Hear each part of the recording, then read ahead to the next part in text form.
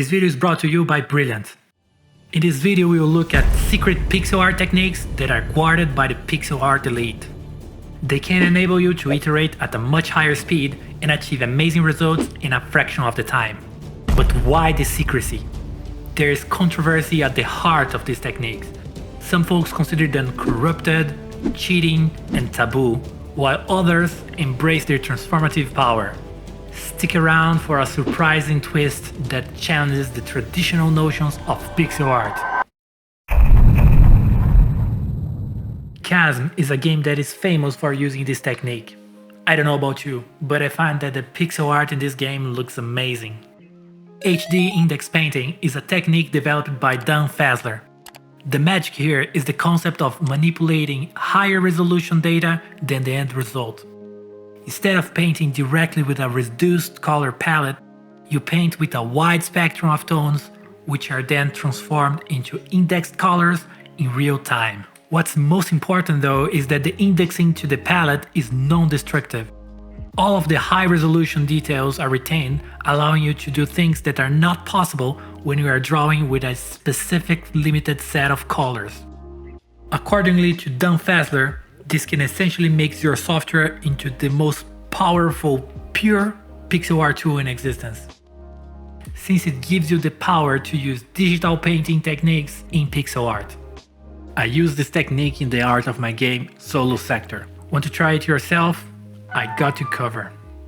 In Photoshop or Photopea, have a layer where you're going to draw things of a specific colors, like what we have here. First, add an adjustment layer of the type posterize with the number of colors you want to have in your ramp. Let's go with 5. Then, add another adjustment layer, now with the type gradient map. Choose your colors and don't hesitate to use techniques like hue shift in this step. The beauty here is that you can update the posterization dynamically, increasing the number of colors in our color ramp. Also, your color ramp can be as sharp as you want it to be. Finally, right-click on the adjustment layers and toggle clipping mask. Now it will only be applied to the original layer. You can do this for each color ramp that you have in your art piece. If you are using Krita, here's how to achieve HD index painting. Have the layer where you're going to draw things, then add a filter layer of the type artistic posterize, then add another filter layer, now with the type gradient map.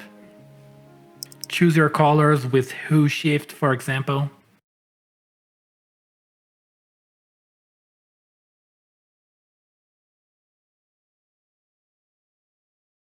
Finally, select both filter layers in our target layer, right-click and create a quick group. This will make so that our filters only affect the target layer, similar to what we did in Photoshop. You can do this for each color ramp you're gonna have in your art piece. Now, Aseprite. Unfortunately, it is not possible to do HD index painting in Aseprite. I'm sorry. Non-destructive palletization.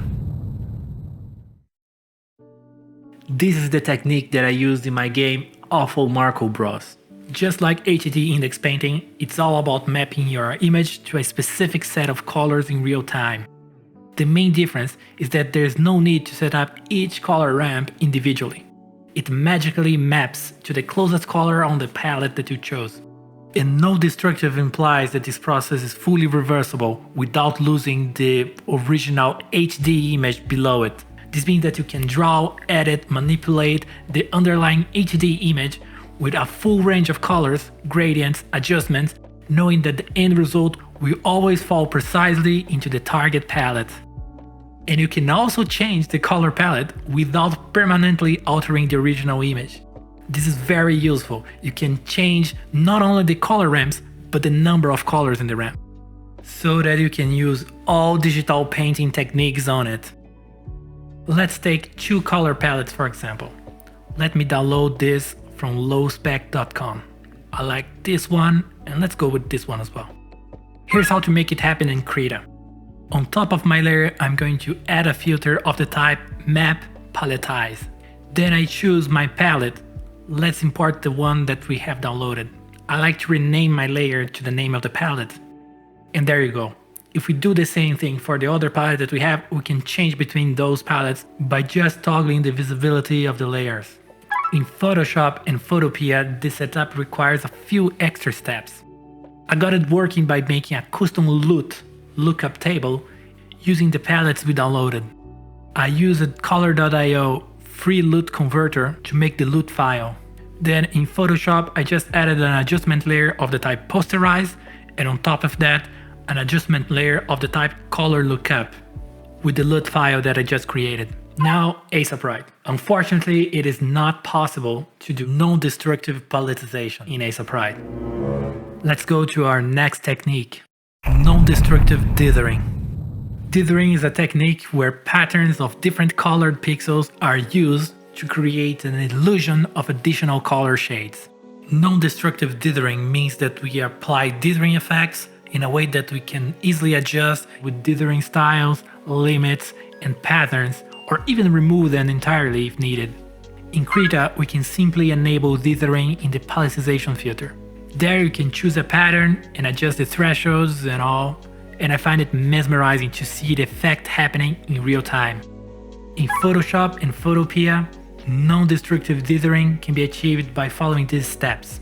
An adjustment layer of the type pattern fill with the dithering image that you want as a pattern. Then you have to set its blending mode to multiply or overlay, and last, adjust the opacity of the adjustment layer to adjust the intensity of the dithering. Aseprite. Unfortunately, it is not possible to do non-destructive dithering in Aseprite. Non-destructive pixelation. This basically involves reducing the resolution of an image dynamically. Non-destructive means the same thing here. It means that this effect can be applied and adjusted without permanently altering the original artwork. This allows you to experiment with different levels of pixelization, which essentially changes the resolution of the final output. You can also revert back to the original resolution as needed. And here's the cool part. If you're into sketching, before diving into the pixel perfection, non-destructive pixelation is basically a shortcut to the pixel by pixel stage, meaning it allows you to transition from the initial non-pixelated sketch to the pixel art much more seamlessly. This technique allows you to achieve amazing results when used in conjunction with non-destructive paletization. In this example, I take this not so good looking tree, and by combining these two techniques, I can achieve a pretty decent result in a fraction of the time. And when you are happy enough with the results, you can resize the image and then do the fine adjustments per pixel. Here's how to do non-destructive pixelation. Aseprite. I'm sorry. Something wrong? In Krita, there's a specific filter layer type called pixelate. I recommend you set the pixel weight to even numbers between 2 and 8, and that's it. Later, you can merge the filter with the layers below and resize the whole image to the same factor. Like 50% if your pixels had size 2, and 25 if they had size 4, and so on. Just make sure to set the resize filter to nearest neighbor, otherwise the image will get a bit blurry. In Photoshop, it's not as simple. The author of 2D Will Never Die made a tutorial on how to achieve some sort of non-destructive pixelation, but it's not as good as Krita's. Check the link in the description to learn how to do it. These techniques make it easier to get great results in a fraction of the time. I like pixel art, but what I like even more is when pixel art is brought to life as a whole game, using programming, logic, and computer science skills. This might sound complicated, but here's an easy and fun way to truly learn these topics. Brilliant. In Brilliant, you take a quick quiz when you sign up, and you'll be matched with the content that fits your skill level and interests. Whether you are a complete beginner or if you already know how to code, Brilliant got you covered. Their thinking in code and creative coding courses are excellent if you are just getting started. If you already have more experience, then their courses on data structure and vectors may finally allow you to master these concepts.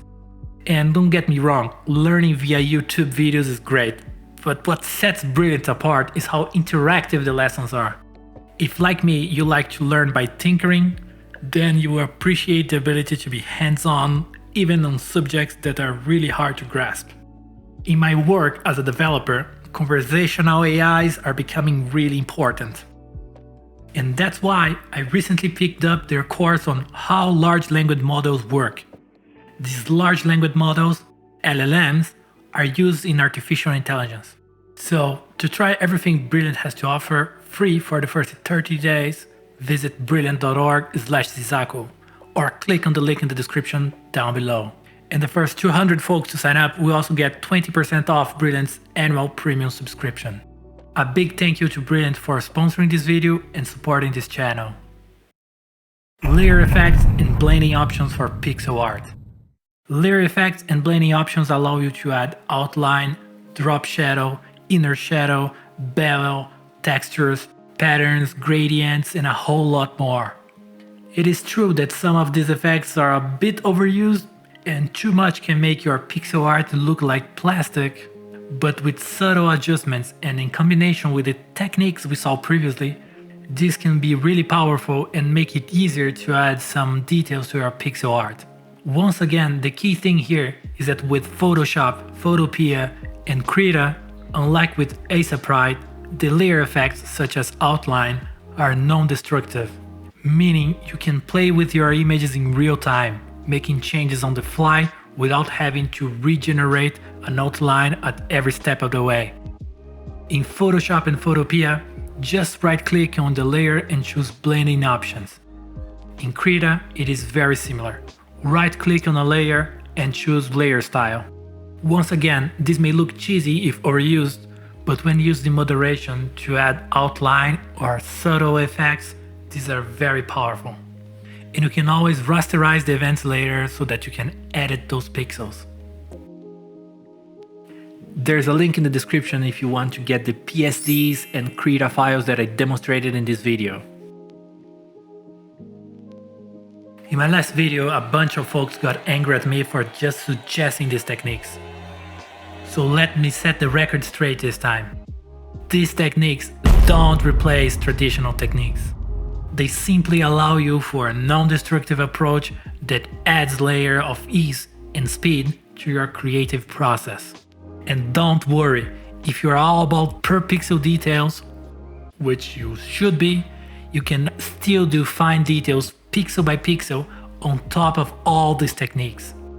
Let me say it one more time, these techniques don't take the control out of the artist.